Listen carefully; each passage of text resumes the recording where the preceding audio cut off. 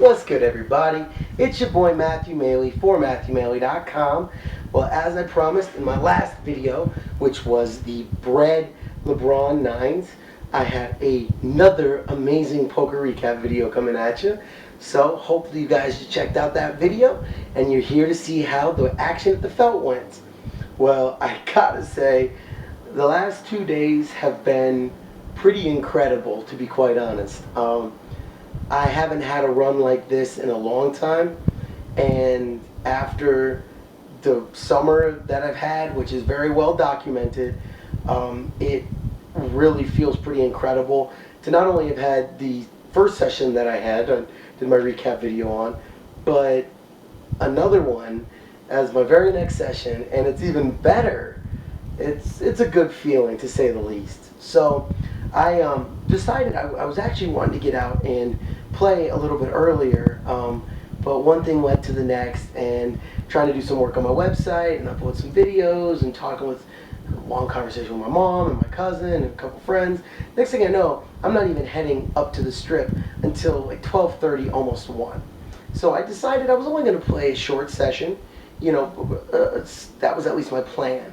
Probably play, couple to 4 hours, since I figured I'd be playing by 1 and Nino's on until 5 anyway. But I figured, if I was up or down and wanted to keep playing, it's not like I had to, be up for anything other than to watch football. So decided, what, let's play some cards, let's head up there, and, see what happens. So when I got there, took a little time to say hi to the waitresses and say hi to a couple of my friends and try to find Nino. He was actually on a break. So next thing I know, I don't even get sat down at the table till probably more like 1:30 or so. And buying for 3, like usual. Well, as soon as I sit down, I see that it's a pretty action table. It's definitely, the first hand that I sit down, a guy's button straddling, which for people who don't know, button straddling, well, a straddle is almost like an additional big blind.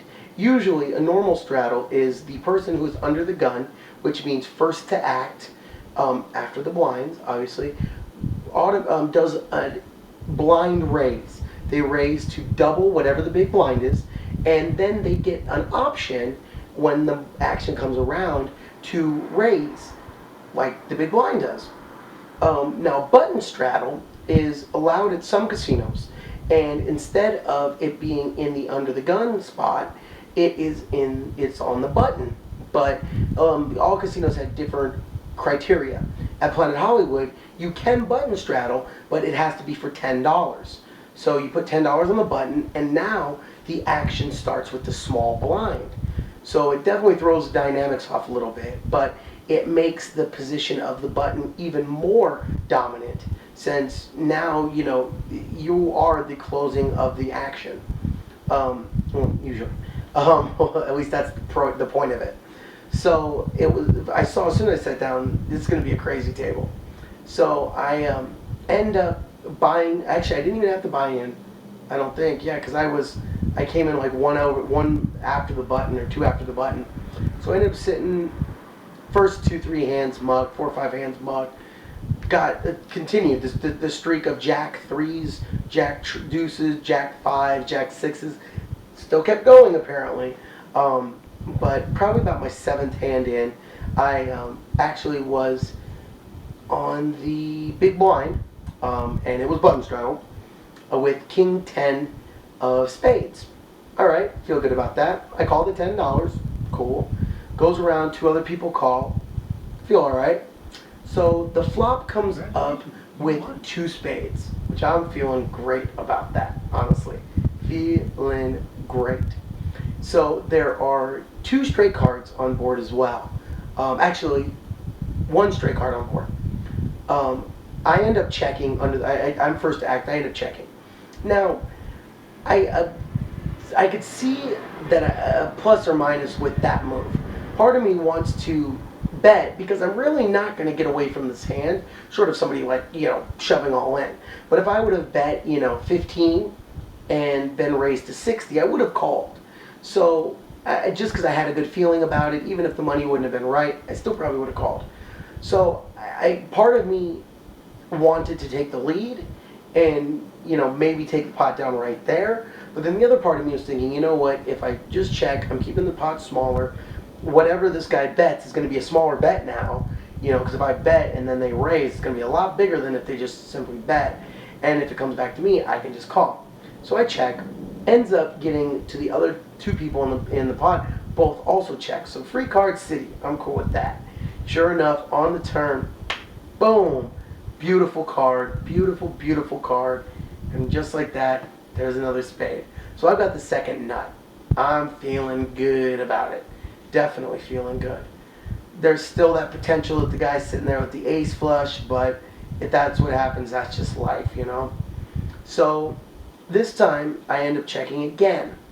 And the guy ends up, no, I'm sorry. Yeah, no, I did. I checked. I check. Guy in C9 ends up betting, I want to say 35 or so, 40-ish. Guy who originally button straddled on the button, he ends up letting it go. I just call, obviously. Again, probably could have raised there, but why? I've got the nuts. I might as well keep it going. So, end up just calling. River card hits another straight card. So there's technically three straight cards on board now. But it was, I want to say, like, I know the river was a 6. So I think the flop was a 4, 5, and then the river was a 6. There might have even been a 7 on the turn, if I'm not mistaken. There might have been 4 to the straight on there. But I'm still feeling pretty solid. I mean, I still have the second nut. So this time I just lead out. I end up leading out for 65. I'm sorry, for 55. And he ends up raising to 130. Now, I admit I blatantly missed the bet there. I should have re-raised. As soon as he bet the 135, I should have shoved. And whether I got called or not, it would have had the same result. Instead, I simply called. And my reasonings for just calling were that I just sat down. It was my first hand playing. And while I did feel pretty secure about my king high flush, I didn't want to be out tricked, trickily played on my very first hand. And I know it's stupid. You should never look at it that way, because you should be playing every hand like it's your last, not like it's your first. So I know that I missed that bet, and I know I should have re-raised. And I probably would have gotten a call, because he actually had the straight. No, you know what? He had 8-6. So on the river, he hit it. So I think the flop was 4-5. And yeah, I think so. Because on the turn, I think he hit his straight, and I hit my flush, and then on the river, may have gotten. No, I think that's what it was. On the turn, when I hit my flush, he hit his straight, if I'm not mistaken. So obviously I missed a bet there. I should have re-raised. Even if he puts me on the flush and lets it go, I wouldn't have been in any different position. So technically, there's still a possibility he would have called me with the straight, because he did have the nut straight. So there is a possibility that he would have called me with the straight. And I mean, I think that the positives outweigh the negatives, honestly. I really do think that I probably missed the bet and probably would have gotten paid off. So I really think I probably could have doubled up on my first hand I played. Instead, I took down the pot and was up to about I would say like probably about 430, 450 or so, maybe 460. Ended up probably 3 hands later, 2 hands later, because it was on the button. I button straddled, had 10-9. I'm sorry, Jack 10. And one guy raised to 20. Since I already had 10 in, I ended up calling that. And the flop came up 9-8-7 rainbow. Okay. So, no, you know what? I'm wrong. This had to have been another rotation around, because I was on the small blind. Because I let out, so I was on the small blind. And if I'm not mistaken, it wasn't button straddled, but it was raised by like under the gun +3 to 12. And I ended up calling. I already had $1 in the pot, and I called with Jack 10. And the flop came up 9-8-7. So nothing feels as good as flopping the nuts. But there was 5 people in the pot, so I actually let out for 20. 24, I believe 24, 26, and two people called me. Yeah, two people called. Turn card hit a ace, I think. It was a weird card. It was like an ace or a king. And I, again, probably should have just checked. I had the nuts still. I probably should just let it, try to build a little bit more. But thinking that the guy probably had a hand like two pair or, maybe even his top pair, I bet out again. Well, I don't know if the ace scared him or if he was just posturing to take me down on the turn or the river, but he ended up letting it go. So I lost a little bit of what I could have gotten there, flopping the nuts, but ended up still, padding my stack a little bit. So was doing pretty well, building up and down and up and down, building up more than down. But when you're playing in a game with a lot of straddles and a lot of loose players, you find yourself seeing a lot of flops, with hands like Queen Jack or King 10 or Ace 9, hands like that are worth the $10 or the $12. So ended up having one hand with King 5 on the button, ended up calling, and then flopped the king, but didn't feel good about it. Flop came up Ace King like Trey, Ace King 6, something like that. And so I middle pair with a shit kicker. Ended up checking. Two other people were in the pot. Other guy checked. Or no, I'm sorry, the other guy bet. And then guy right next to me raised. I ended up letting it go. And the other guy let it go, and the guy showed Ace King. So pretty decent fold by me. I mean, not a great fold, but in the same sense, why did I call anyway? Granted it was suited clubs, so if 3 clubs would have hit, that would have been beautiful. But at the same time, like, if you call with a hand like King 5, and then you hit your, like, what are you hoping for? You know what I mean? Like, that was kind of a dumb call in the first place, because technically, yeah, I guess you're hoping that you hit your 5, but why would you limit yourself that much? Why play a hand that in reality you can either only hit a 3 outer or a crazy lucky flush? It's kind of silly. So there are a few hands like that that I ended up dropping money with. But then I ended up picking up a pretty decent, well, I picked up a couple bets with, I had another Jack 10 hand, and I flopped a Jack, and ended up taking that down. Really was just a raise pre-flop, got 2 calls, and then bet on the flop, and everybody mucked. So I was right around I would say probably about 450-ish. Probably about 450-ish. So it's ended up straddled, button straddled. Yeah, button straddled. I'm probably under the gun +2 with pocket 10s, 2 red 10s. Feel pretty good about that.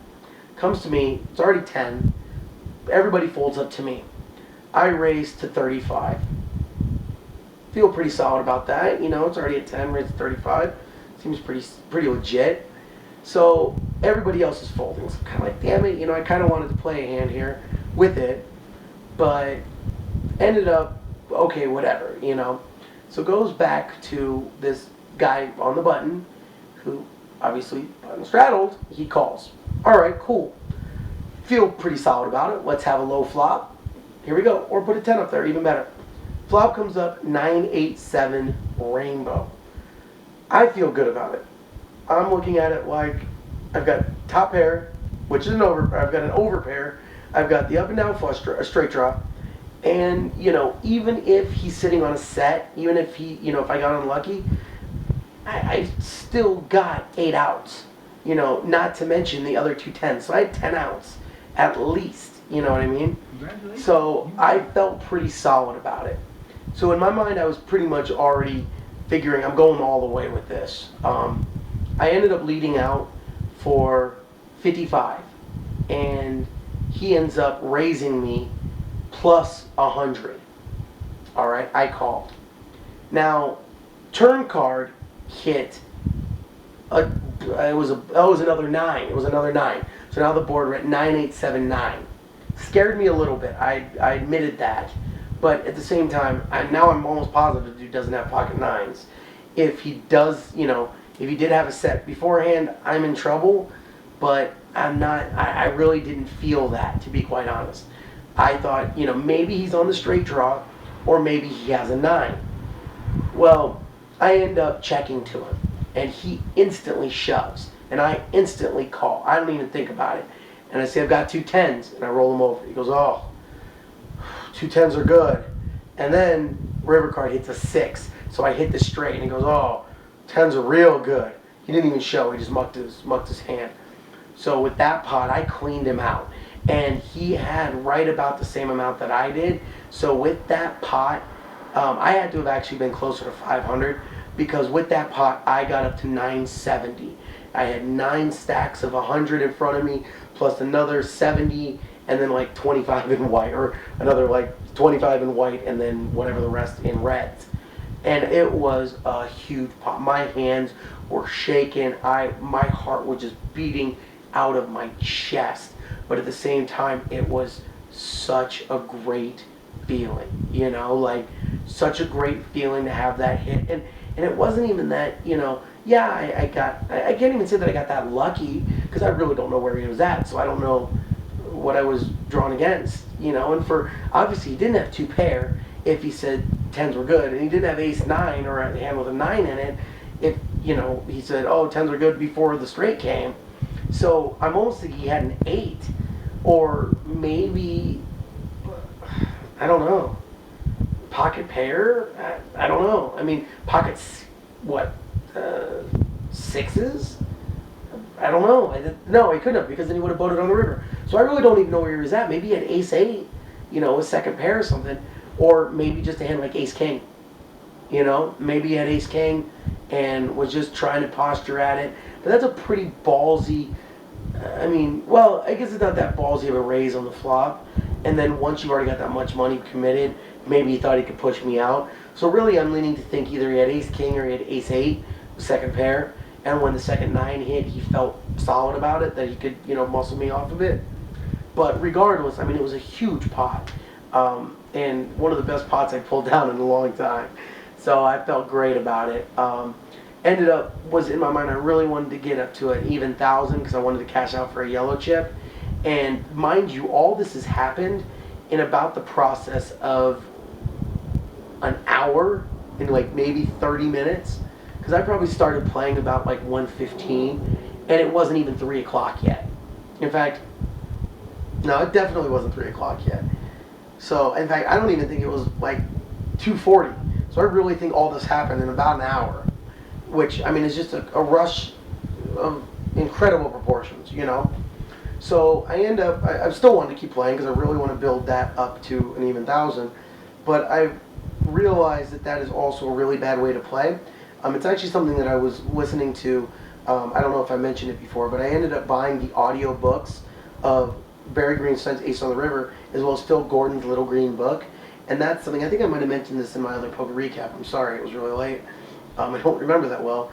But they both mentioned that you should never put caps or limits or constrictions on your sessions, for the simple reason that you're going to automatically play within them. And I realize that so often, that when I'll be close to a certain number, I'll be like, oh, well, all I got to do is get to this amount, and then I'll stop. And so I realized, even as soon as I started telling myself about, oh, just get to 1,000, just get to 1,000, I was making errors, And so I already was kind of like, come on, push past it. And I did want to keep playing. I really did feel, like continuing to keep playing. But ended up probably 3 hands later, I picked up ace queen. And picked up ace queen. It was a straddled pot. So, it was made to 10. Comes around, guy next to me calls, I call, gets back to the original straddler, and he raises it to 40. All right. I didn't raise pre-flop because I didn't feel it, honestly. So I ended up making the call. Ends up, an ace flops. And for whatever reason, I just had a bad feeling about it. And the guy next to me bets out. And I don't know what it was, but I just, how he bet, I just got this read on him. And he was a pretty solid player. I'd seen him play before. But I'd seen a few bets earlier where he was steaming a little bit. And the way he made this bet was not a steam bet. So I really felt that he was solid. And I ended up letting my ace queen go when an ace flopped and ended up getting re-raised by the guy on the button. He then repops, and they both are all in at this point. Other guy had pocket jacks. Dude had ace queen or ace king. I'm sorry. So pretty solid fold by me, honestly. The way that I was able to get away from that, I'm kind of amazed with. And there was just something about it. I just felt it. And I told him, like, you know, I told him I had ace queen, and he's like, wow, I can't believe you got away from it. I'm like, well, I couldn't do it pre-flop, but he's like, well, shit, anybody who's going to fold ace queen pre-flop, they're just stupid. So I ended up at the end of it dropping that 40 bucks in that hand. So that took me down to, like, I would say probably 9:30 or so. So I ended up saying, you know what, I'm gonna take a break real quick, and I was debating on totally racking up. I'm like, no, I'll just go walk around a little bit. So I went and talked with Nino some, and went and talked with a couple of the waitresses, and went out, you know, got something to drink, talked with one of my friends, my homegirl Amy, and I said, you know what, I'm done. Take the cash. Enjoy the fact that I just had the two best back-to-back cashes of probably my poker career, honestly, and be happy with it. So that's what I did. I went back, I racked up my chips, I said bye to everybody, I gave the cage person a good tip, I gave the dude who dealt that hand a really good tip, and I walked with a good $9.30 in my pocket, and really felt pretty good about it. So ended up going and grabbing some dinner and a couple sodas, and it was pretty awesome, to be quite honest. So I even posted on my Facebook, I'm never one to hit and run, but the allure of having back-to-back winning sessions of that magnitude were just too much. And I knew that since I was already thinking about, oh, well, I only need to get to 1,000, I knew that it wasn't where I needed to be. You know what I mean? So to me, I would rather just take the cash, wash my hands of it, and enjoy the fact that I just made more than most, like, brain surgeons do in an hour. I really don't know how much they make, so I could be totally wrong with that. But 600 bucks an hour sounds about right. I could be wrong. Maybe that's what, like, good accountants make. I don't know. All I know is more than I've ever made in an hour. Let's put it that way. So at the end, it was a great day, and over between the last two sessions I had, I ended up making $1,100 in 2 days. So sadly, a lot of it's already gone back out to bills and stuff like that, but it really does feel good to have that kind of a rush. And even though I know that it can all change tomorrow, and I can have a losing session, and this obviously doesn't mean that, like, everything's changing, it does feel good to at least have had something like that. You know, it makes me feel like I'm somewhat back, and it really did reinvigorate my desire to go back and play more, like I said in my last recap video, because I really had been pretty down with how things have been going, you know, for a while. But it really does feel good to get back at least a little bit. So still got a ways to go to make up for all my losses over the summer, but hopefully I'll continue on this path and it'll keep panning out for me. So there you guys have it. That is my most recent poker recap video from another 1-2 no limit session at Planet Hollywood, and a great session. So let me know what you guys think of the recap. Big shout out to all my new viewers out there who specifically really like the poker recap videos. I promise we're back to being more about poker than anything. Well, maybe as much about poker and shoes, but poker is my life. Shoes just make it even better. So hopefully you guys like the recap, and let me know what you guys think. What do you think about that first hand with the flush? Do you really think I should have re-raised? Or do you think it was better to play it cautious? I admit I did it kind of pussy-ish, and if I could go back now, obviously knowing hindsight's always 20/20, but I'm curious to know what you guys think. So definitely let me know on that, and let me know what you guys think of the rest of my play. So as always, I am Matthew Maley. This is MatthewMaley.com. Thank you guys for checking out all my videos. Stay tuned, as you know, I'm always posting up new videos. And well, until the next video, Hope everybody has a great rest of your weekend, and hopefully we got some good football tomorrow. That's what I'm hoping for. So thank you as always for checking out my videos, posting your comments. I really do appreciate it.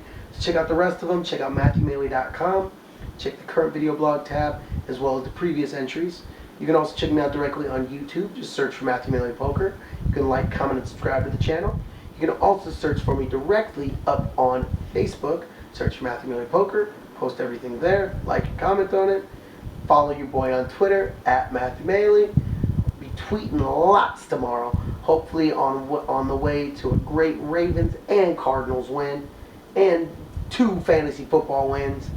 Hopefully. And then finally, follow me on Instagram, at Matthew Maley Poker there as well. So, I am signing off. It's time for me to take my ass to bed and hopefully do it all over again tomorrow. So, I will catch you guys on the next video. Hope everybody's having a great, fun, safe weekend. And peace out, y'all. 1.